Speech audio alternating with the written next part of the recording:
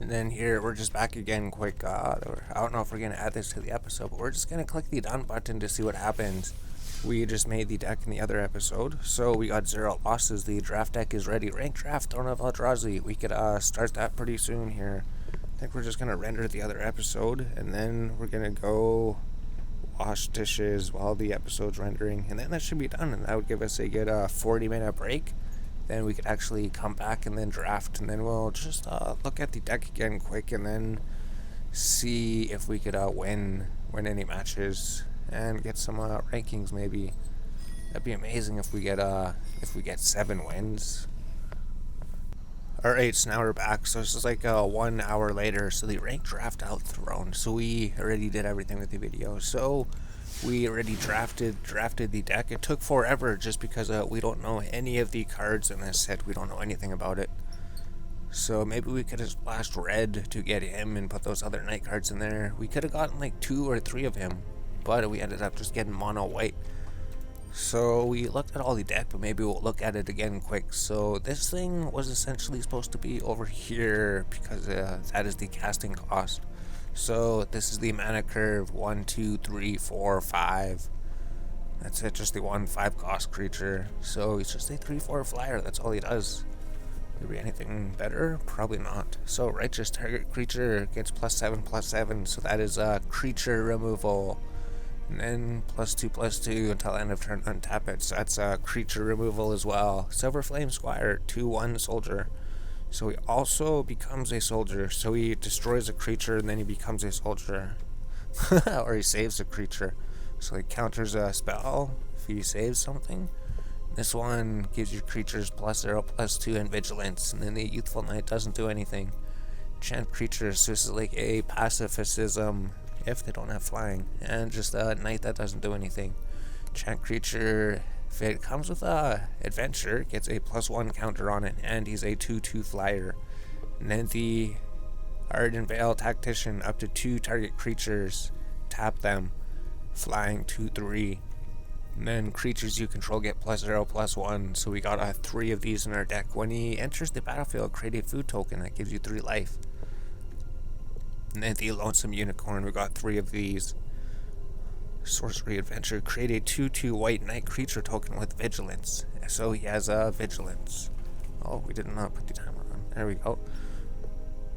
So that's pretty good. Create a 2/2 and then you create a 3/3 creature. They both have vigilance.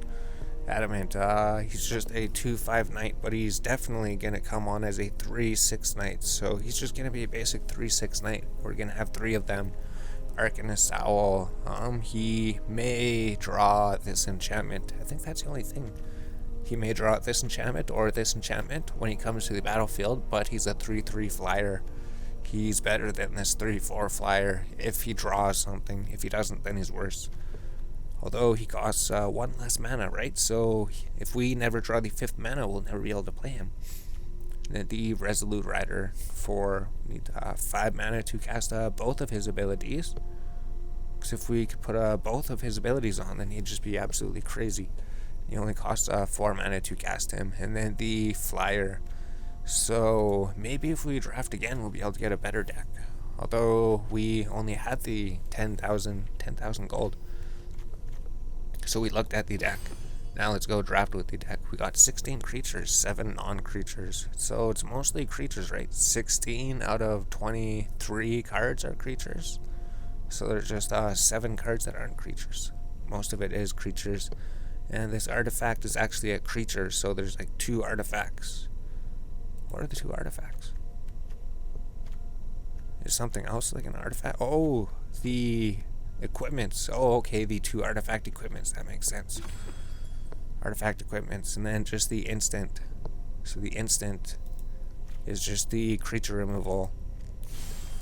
We don't want to select the back, we just want to go here, and then we could say enchantments. Those are just those buffing ones. So this is the deck. This is the curve, 23 white, and then the 1 blue is actually pure white anyways, and then the black. How is black in there? Oh, because of this card. Alright, so we're all done looking at here. Let's put it back how it was, and then we could just like look at everything through the side maybe, and then we'll start the draft, because we don't want to sit here looking at the decks, I already went through and looked, and I seen there was nothing to replace anything with. Everything was perfectly fine in the deck. So now we have the 40 card draft deck for the ranked draft Throne of Eldraine to try to get some rankings. Select one card at a time and then resign, so we could play and then we can see what happens.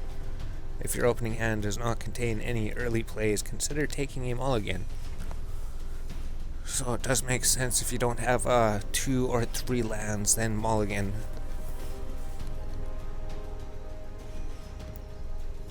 And that deal typically has 3 or 4 lands in it. We always say 2 or 3 lands. Why do they say 3 or 4? We so rarely mulligan, just because it causes us to lose a card. So we don't have to click, do we? Or is it just the screen froze? Okay, keep your game on versus the Spirit Monger, the opponent. So we haven't done a draft for a while. Opening hand, 1, 2, 3, 4. So according to what the tip told us, 3 to 4 cards is how many we should have. So we're still learning about the game. We thought for sure it was like 2 cards, 2 to 3. 4 cards would be the optimum thing, because then you can play all your 4-cost creatures. So we can play him when he comes out. So as your first spell casting, you may cast him without paying its mana cost. So what does he do? Look at the top 5 cards. You may reveal a creature card, or a land card. Put them into your hand. Put it into your hand. Put the rest. So he was able to play this creature. Enter scry 1. Create a 1/1. Exile him. Oh, so he could create a 1/1 creature. So that's alright. We're good. Tap 2 target creatures. Enchantment. We don't have any early creatures. Oh, we do now. Turn 3, we could play a 2/2 Knight with Vigilance. He plays Ginger Brute. Can't be blocked this turn except by creatures with haste. Oh, so you just try to destroy us before the game even begins. So we can't really do anything, right? We could instant tap 2 target creatures, I guess, before he attacks. That'd be the only thing we could do. It would make sense if he's just trying to rush against us. So before he tries to attack, that'd be all we could do. We could save us 2 health. And it'll put him in the exile zone, so we could summon a 2/3 flyer later. So let's tap you, and then they can attack us. And then we don't have to worry about them next turn. And then we could play our 2/2 Knight with Vigilance. Oh, except you could pay mana so that they cannot be attacked. So he can't block them, the main creatures you control. So we have 2 of those. So Sorcery Adventure, create a 2/2 Knight with Vigilance. Alright. It's his turn. And then we have some creatures in our exile with Adventure to cast later. So opponent plays Gingerbread Cabin. So considering how few cards you actually need in your deck, you could get a whole bunch of extra big lands. So I wonder if he paid so they cannot be blocked. Can't be blocked. Except by creatures with haste.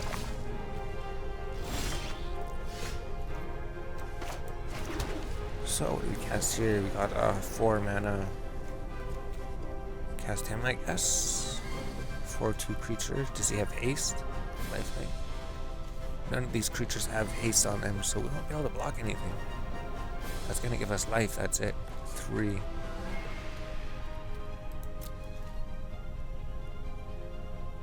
So let's just go attack with the Knight with Vigilance. See if we can hit him for 2, or if he's gonna block or something.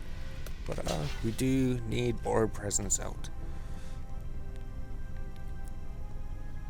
Then we cast him, since we do want to use all 4 of our mana. Of course, then create 1 human token.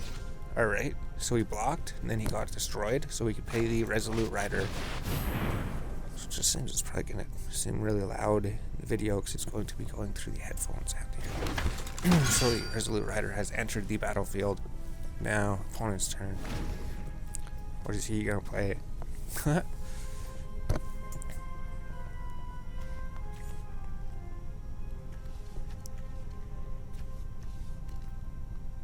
So we could sacrifice him to gain 3 life. Or he might cast something. So we could play the 3/2 flyer right now. Next turn. Every player draws 2 cards and loses 2 life. So at least 3, then it does what? Creates a 1 food token. Oh, he's going for 2 more damage. I don't know if we have any life. We could use these fortifying provisions to give us life. We have 9 life saved up in our deck, that's right. 3/3 vigilance or a 3/4 flyer. Oh, 3/3 vigilance.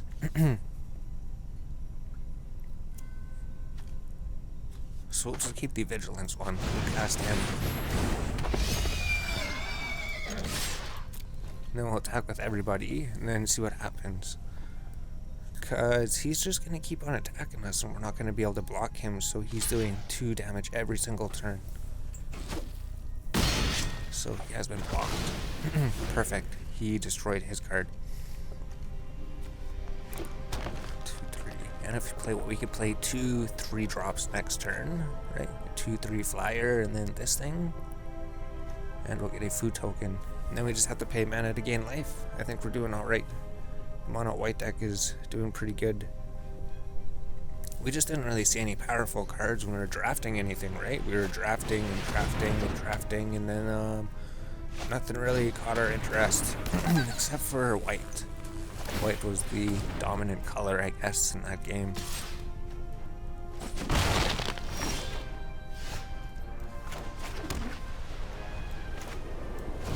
Play you.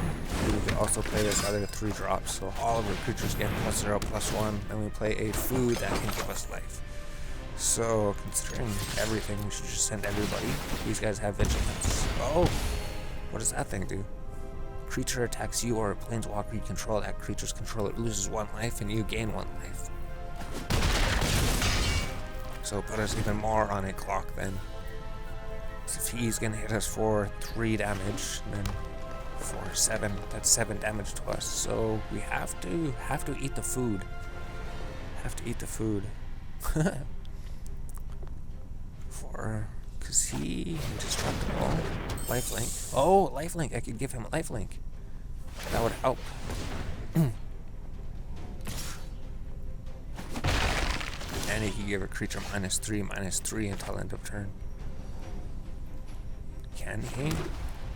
No, he can't. He doesn't have the mana to do it. No, he can't. So, the first thing I wanted to do was just attack him, right? These won't do anything except give us a bit more health. Do we want that?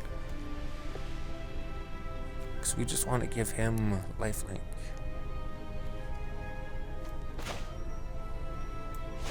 That'll give him a bit more health. So, 4 health. And then we could attack with everything. 2, 3, 4. So what's this? Whenever creature attacks your planeswalker, that creature's controller loses life. So resolve. Oh, we have to hit the resolve button.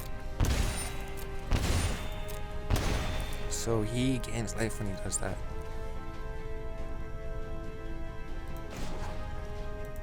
Life until end of turn. So that'll give us life back again. So the 4 life that we were done damage to, we're actually going to get that again if we manage to let him live. Alright, so we blocked with 1 of his ginger brutes. 2 of his ginger brutes. You can sacrifice a creature and then he can't destroy any of our creatures.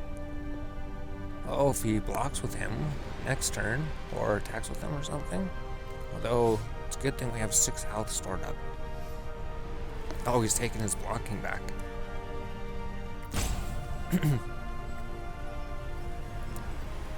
So these matches, they do seem to take a lot longer. Because we know the other matches, there was something with them too. They took quite a while. Some of them took a while. So then we gain 4 health again. And we have 2 mana to just gain health. Yeah, just nothing else we could do. So nothing else we could do except for eat our food now. Enters create a food. So food does seem pretty good, right? Gives you health, but you do need creatures that attacks or blocks creative food. Oh, that sounds pretty cool. 3/3 creature.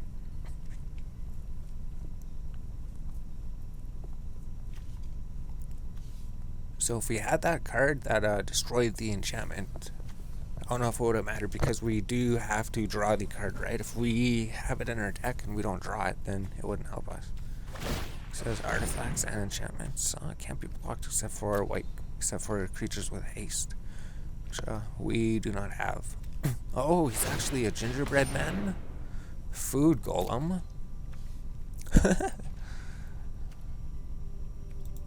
So we just have to make sure before it is our turn we eat the food.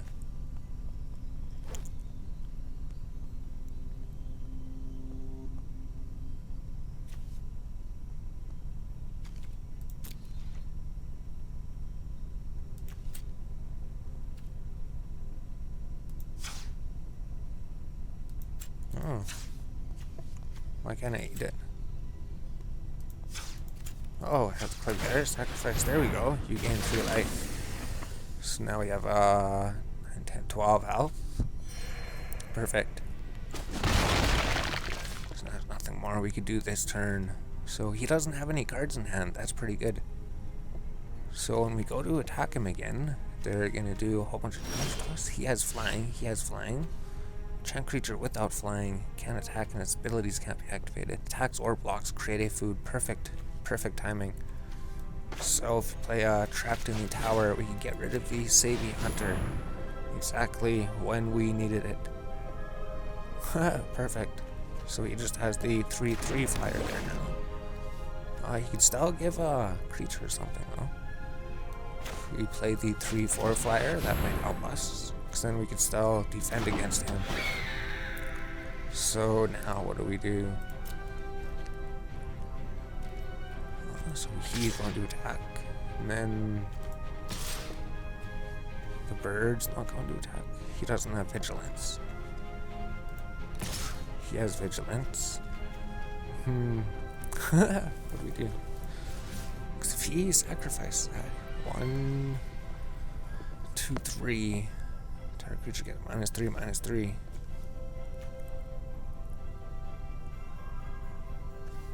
So we do want to be able to kill his creature, right? We don't want to leave him not dead. 2 attackers.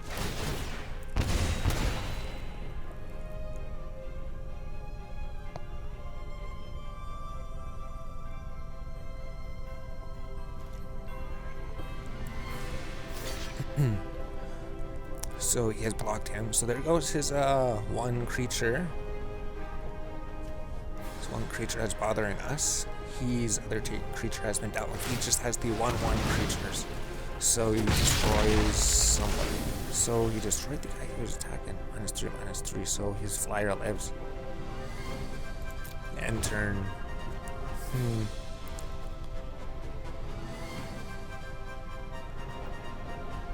And he can do that again. So he'd be a 0/3 flyer if he does that again. And now he has a 4/5 cat on the field.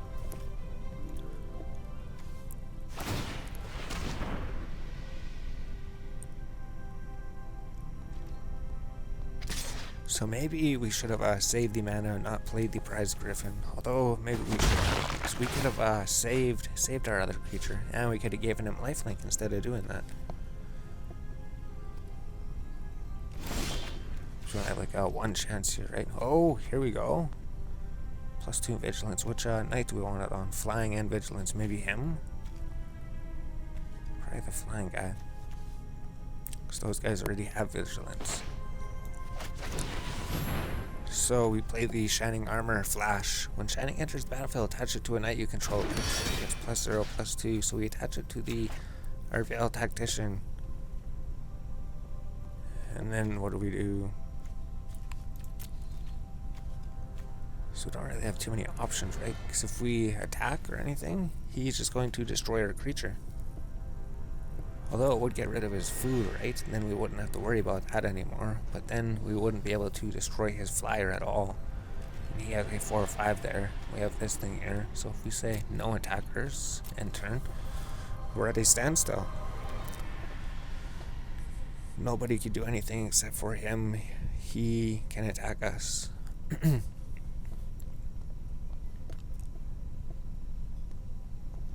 So we have to figure out how to get some kind of trick up our sleeve. Sacrifice gain 3 life. Oh, so he just sacrificed it? So we gain some life. Is he gonna create some more life? Oh. Yes, he did just create another food.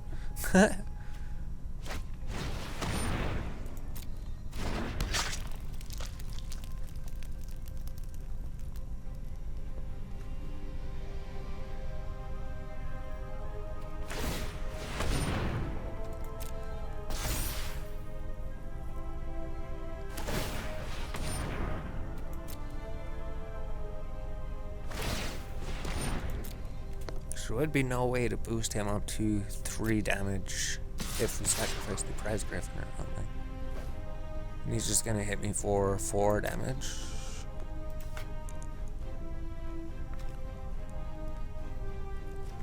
So I think both of us did run out of options, although he's maybe in a bit of a better situation.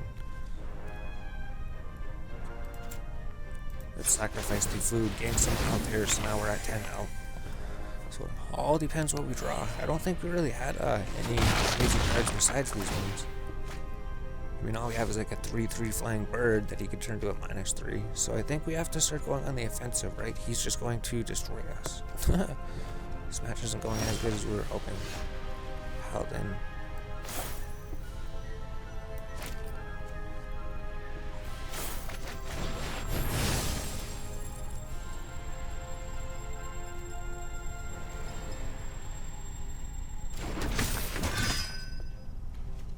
Alright, so I guess we're equipping that to him then. So we do have to start attacking him.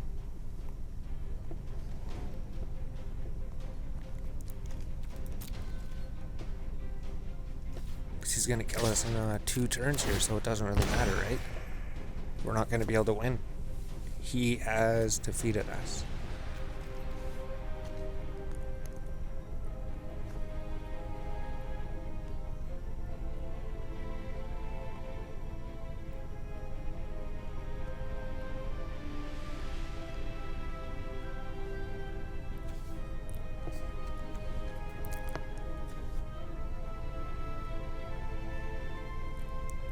If we still had him, he would have been so good just because, well, no, he wouldn't have. Well, he did have more than 3 health, so we could end the turn then. He didn't block.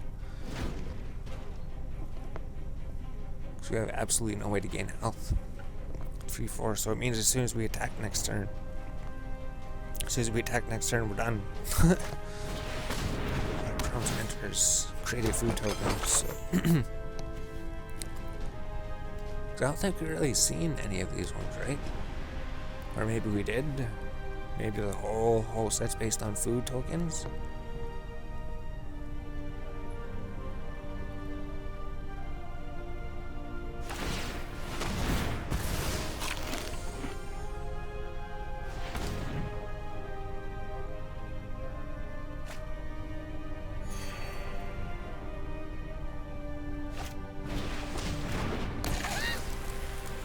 Another gingerbread man. So it's just because he has the 1 damage that he cannot be blocked every single turn, that's pretty much the reason to use him. So he can't sacrifice his food to give me -3/-3, so he defeated me. That didn't go nearly as well as we thought it would. We were defeated bronze, limited rank, so we did at least play a game. So it was terrible. Alright, so now let's try again. Let's see if we could win. Hopefully we could win something, right? So what happened was just his flying creature. His flying creature got us. No, it was his enchantment. His enchantment got us. Sad enchantment's a good enchantment. I think that's how you learn about these sets, right? You play the games, and then you get to see all the cards in action. So we got a 3 mana. That seems pretty good. And we got some 3 drops. Yeah, all of the things are 3 drops and then a 4 drop. So big 3/6 creature. He's gonna have to find some way to deal with it. Although he'll probably have super crazy things. And we did notice we didn't get any mythic rares, right? We didn't even get any good rares early. There wasn't anything good. None of the rares were good. None of the rares were good for us.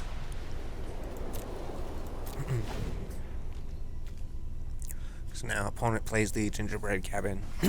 So maybe it is a good thing. And he plays a swamp. And I think you're supposed to go with multiple colors for drafting. Although we didn't find too many good things in the other colors, right? Opponent plays Curious Player, Creative Food. We play Plains. And then we play any of these things. 2/2 with Vigilance, 3/2 Night. We'll just play the 3/2 Night. So he'll do more damage if he can get an attack in. If he can't play anything, but I imagine he should be able to play something. Curious Player 1/3. What does he do? Tap up the 2 creatures? That won't really help us at the moment. So we could cast him. So if he attacks, and if he can't boost him, he should be able to get in for the attack. And do 3 damage. Yeah, perfect. And then we could summon the 3/6 monster, Ardent Veil Paladin, on turn 4. So now what's he gonna do? So the Curious Pair came out. So he created a food token, so he has 3 life saved up. And he has another one of those over there. He has 2 of those. So I was wondering if it was glitched that one battle or something. I don't know, because there was just some mythic rare. He just every single time he killed him, he'd go there, and it didn't say anything about that on the card. Epic Downfall, exile creature with crit cost 3 or less. So Ardent Veil Paladin has been exiled. So I guess he did manage to take out the big 3/6 character. And it says a 1/3 hitting for 1 damage. And then we throw the Plains. So all I can really do is create Night Token. Yep. And then what? Tap 2 creatures, target creature gets 2. Won't worry about that. We'll just go attack again for 3 damage. Instant. Target creature. Oh, so if we do need to give a creature +2/+2, we could do it and counter a spell, or we could do creature removal. And the creature gets untapped. Tap 2 creatures. Or we could tap 2 of his creatures so we could get through. So we have 2 different options. No, we just have the 1 option here. We could only tap his 2 creatures. Would it make sense to tap them? Yeah, that is the only thing we could do. The only thing we could do is tap his 2 creatures, which probably could make sense.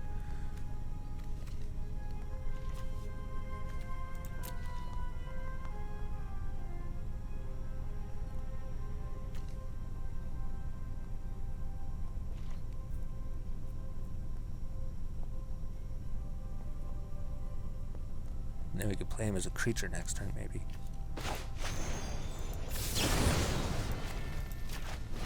So the 2 Curious Pairs have both been tapped. He has a golden egg, draw a card, sacrifice, add mana, you gain life. So it's just like a food kind of. Or it could add mana. So it's like a treasure and a food. Treasure food. So if his creatures are tapped, then this guy will be able to get through. 'Cause maybe that's what he was planning to do. Maybe he was planning to just block him. No, he can't block him. Oh, we can enchant his creatures. So create a night, tap 2 creatures. So we don't really need defense, right? These guys could just go in for the attack right now while we try to figure out what we're doing.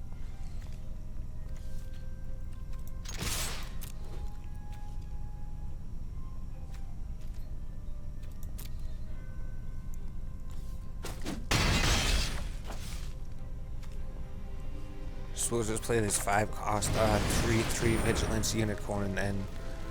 Because we couldn't, we need 6 mana. 6 mana to play 2 different cards. Well, we could have played that one, but we're probably going to save it in case he brings out something super scary out of his deck. Then we have one way to remove it. So we always want to try to use all of our mana if we can every single turn, just so there's no mana burn. Well, there's no mana burn, but it is mana waste. Don't waste any mana. Don't waste any mana at all.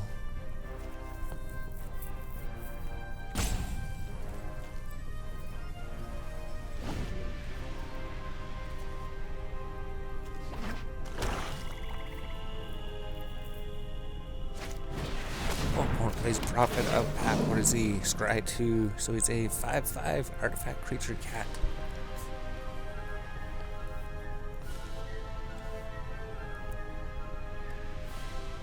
Oh, so we could use the enchantment on him. 1, 2, 3, 4, 5. So we do have our play. Even if we don't draw any mana, we could still make a play and take him out. And then we could go attack with those people. He has vigilance. He could double block with them and kill him. So we're going to enchant the creature without flying. Enchant the creature cannot attack. He cannot block. And then we can play a 3-er, or we could boost a creature. This makes sense to cast this right now. It would. It would. So if they double block, they could have killed him. Now they can't kill anybody. So he has vigilance. So everybody can attack. Everybody can attack. So this thing's actually pretty good. If we didn't have that thing, we could not attack like this. And yeah, he would have killed one of them if we attacked like this. So amazing. All of his mana is tapped as well. So he can't do anything. So he's sacrificing one of his creatures, 2 of his creatures. Oh, he's pretty low on health there. 1927. Although we don't really have any way to take out any new threats that come out. And he has 4 cards in his hand. On turn, destroy target enchantment. Oh no, so he can attack and block. So it wouldn't make sense to run into him then. Now we can bring up the flyers. Oh, wait a minute. Target creature gets +2/+2. We can attack, except for with him. He can't attack. If we try mana, we could do a double play. If not, or we could just throw the flyer out, and then we just double block and kill him. So he sacrificed his egg to gain life. Sacrificed food to gain life. He could do that. There's 1 card. 5/5. Why would you attack with that? Attacks another target attack creature. Why would you do that?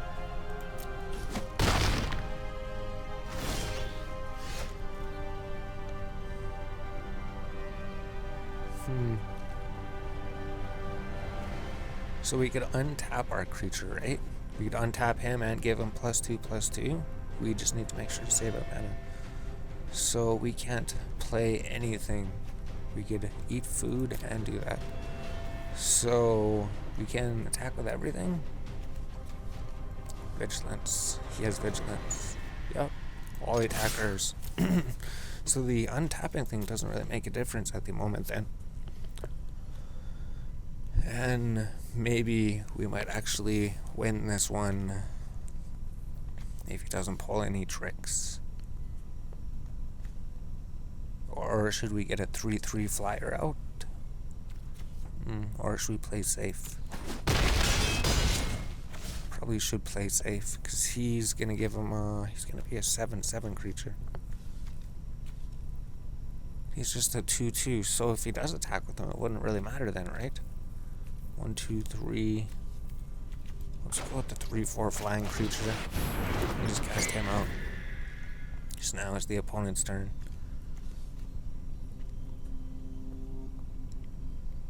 So I wonder if we should have blocked him. So what's this do? Sacrifice food, pay 1. If you do, look at the top 2 cards. You may reveal a permanent card and put it into your hand. Oh, so when he sacrifices a food, he gets to maybe draw a card. Most of the time he would draw a card. If he doesn't draw a land, he could draw a card. So he could attack and run into everything. So the prize Griffin's doing pretty good, the 3/5 flyer. So makes my side of the field look a bit more intimidating.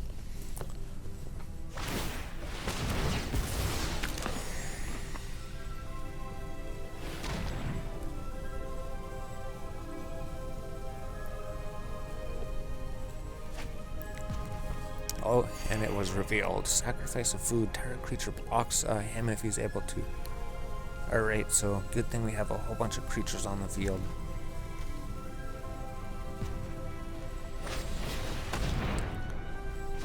Oh, +5 until end of turn. 7/7. So he doesn't get trample, right? So if he's a 7/7, what do? He only has that in his hand. So he could block him then. He doesn't have trample. No. He could double block him then. Right. That work? 6. No, that wouldn't work.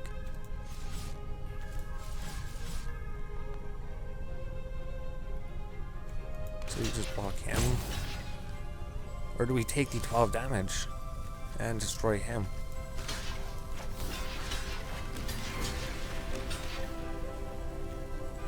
That would make sense.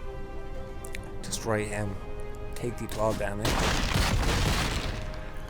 He's done. And then he's just a 5/5. So we lost some creatures. That's alright. So he still has a 5/5 there. We got 2 health on tap creature. We just put the flying. 2 mana to eat our food. Perfect. So the shining armor. We could use the shining armor. So what we want to do is eat our food. We want to do it right now. So what do we attack with? We need stuff to block with.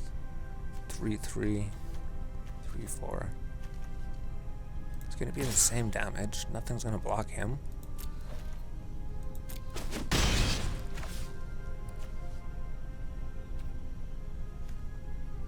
No, we'll just eat the food right now. So that would make sense.